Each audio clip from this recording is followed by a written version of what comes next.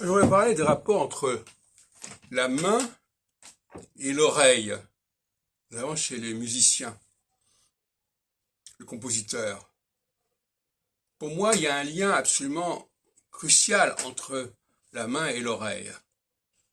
Il y a un mariage entre les deux qui est nécessaire à la production musicale, notamment pianistique, mais pas forcément. On peut travailler sur d'autres. Enfin, le piano favorise particulièrement la main qui peut jouer sans contrainte en quelque sorte, en tout cas sans avoir besoin de pincer les cordes, enfin bon, etc.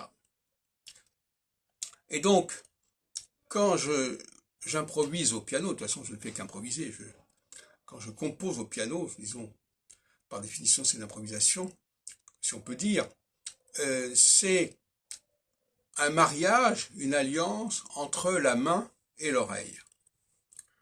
Une sorte de concertation. J'aime bien employer le mot concertation, puisqu'on parle du concert en musique entre tel instrument et l'orchestre. Et bien là, c'est une concertation en amont entre la main et l'oreille. Et c'est cette concertation qui va permettre à une œuvre musicale de prendre une certaine dimension, une certaine intensité. Donc, pour moi, il y a une sorte d'alliance entre le mouvement cinétique de la main sur les touches du piano notamment et l'ouïe qui va gérer cela et qui va effectivement prendre un certain nombre de décisions, de directives par rapport à la main. La main va inspirer l'ouïe, l'ouïe va inspirer la main, mais Anaxagore disait l'homme pense parce qu'il a une main. Je pense que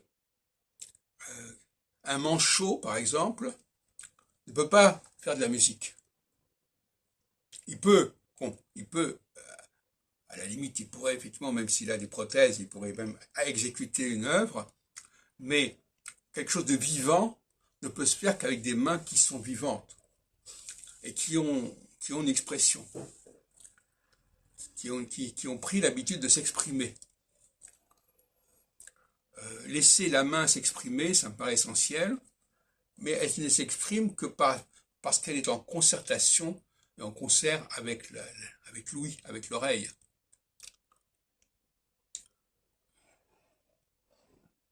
De la même façon, on peut imaginer d'autres types d'arrangements et d'accords, mais c'est fondamental de maintenir cette union entre la main et l'oreille. Et par exemple, quelqu'un qui aurait des problèmes d'arthrite ou d'arthrose, qui ne pourrait pas articuler sa main correctement, perdrait beaucoup au niveau de l'énergie créatrice.